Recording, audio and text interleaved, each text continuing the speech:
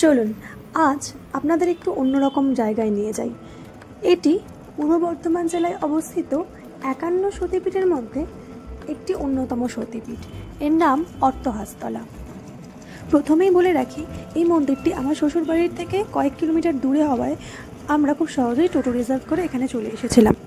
আপনারা যারা কাটোয়া দিয়ে আসবেন, কাটোয়ার ৭ নম্বর প্ল্যাটফর্ম থেকে নেমেই সামনে বাস স্ট্যান্ড থেকে আপনাদের বাস ধরতে হবে।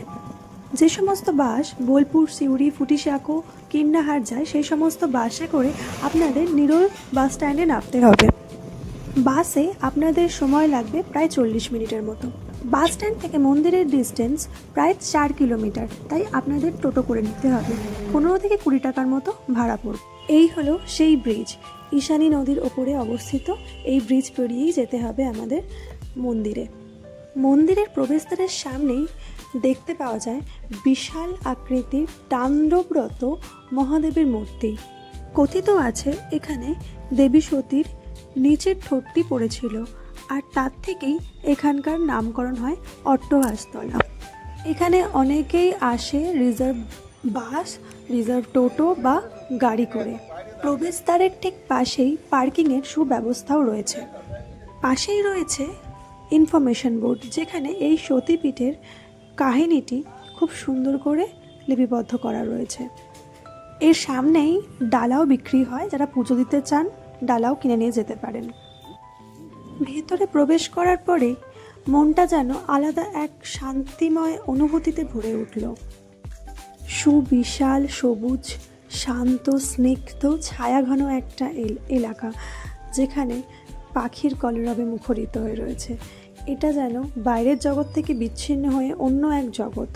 বাইরের কোলাহল যেখানে প্রবেশ করা নিষেধ। প্রকৃতির স্নিগ্ধতাকে যেন খুব কাছ থেকে স্পর্শ করা যায় এখানে আসলে। কথিত আছে যে দক্ষিণদিঘি গ্রাম পেরিয়ে এই মন্দিরে আসার রাস্তাটা বহু বছর আগে জঙ্গলে পরিপূর্ণ ছিল। এখানে মানুষ পায়ে হেঁটে আসতো পুজো দেওয়ার জন্য।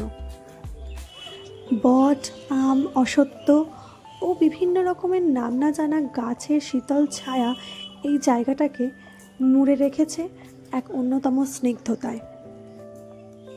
কথিত আছে অনেক অনেক বছর আগেও এই জায়গাগুলি সমস্তই ঘন জঙ্গলে পরিপূর্ণ ছিল।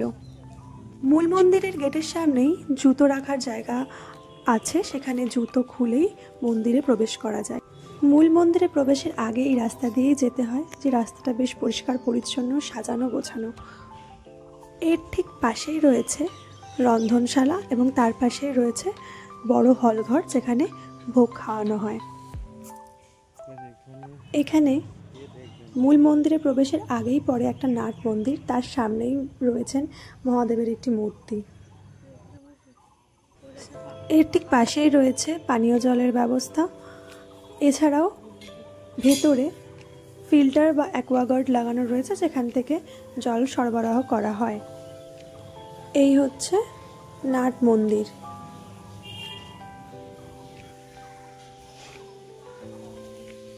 এই নাট মন্দিরটাও দেখলাম বেশ বড়সড় জায়গা নিয়ে রয়েছে। উপরে একটা ঝাড়বাতি রয়েছে, খুব সুন্দর সাজানো গোছানো। আচ্ছা, এখানে আরেকটি গুরুত্বপূর্ণ ইনফরমেশন দিয়ে রাখি। মূল মন্দিরে প্রবেশের সময় ফোন বা ক্যামেরা কিন্তু সম্পূর্ণভাবে নিষিদ্ধ।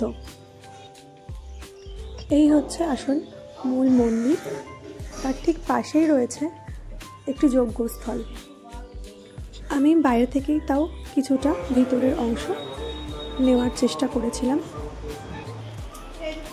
এখানে অষ্টধাতুর মা চামুণ্ডার মূর্তি প্রতিষ্ঠিত।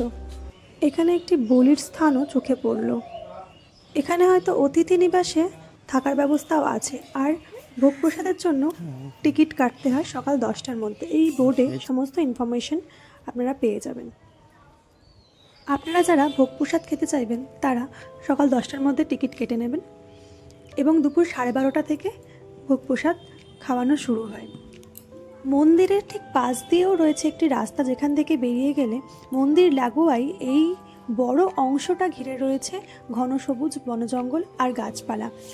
আর সাইডে রয়েছে এক বড় পুকুরের মতো অংশ, যেটা কথিত রয়েছে এই ঈশানী নদীরই একটি অংশ। লোকমুখে প্রচলিত রয়েছে এই ঘন বনজঙ্গল একসময় ছিল অঘরী, তান্ত্রিক এবং ডাকাতদের আস্তানা। শোনা যায় অনেককাল আগে কৃষকরা একদিন চাষ করতে এসে এই ঘন বনের মধ্যে এক তান্ত্রিকের দেখা পায়। মূল মন্দিরের পাশে যে যজ্ঞস্থল রয়েছে সেই যজ্ঞস্থলেই নাকি সেই তান্ত্রিক যজ্ঞ করেন, আর তারপরেই তিনি কৃষকদের জানান এটি একটি সতীপীঠ, এবং তারপরেই তিনি অদৃশ্য হয়ে যান। আর তারপরেই এখানে পুজোর প্রচলন হয়। এই হচ্ছে রটন্তিকালীর মন্দির। হাতে খুব বেশি সময় না থাকায় এই রটন্তিকালীর মন্দিরটা খুব ভালোভাবে আমি দেখাতে পারলাম না, তবে কথিত আছে এখানে নরবলির প্রচলন ছিল এক সময়। অষ্টাদশ শতাব্দীর থেকে এই প্রচলন বন্ধ হয়। একটা গোটা দিন খুব সুন্দরভাবে যেন কেটে গেল, কিভাবে যে কেটে গেল সেটা যেন বুঝতেই পারলাম না। তার পথে সেই দক্ষিণডিহি গ্রাম আর দুদিকে সবুজ ধান ক্ষেত পিছনে ফেলে রওনা দিলাম বাড়ির উদ্দেশ্যে। আজ এইটুকুই, দেখা হবে অন্য কোনো ভিডিওয়ে।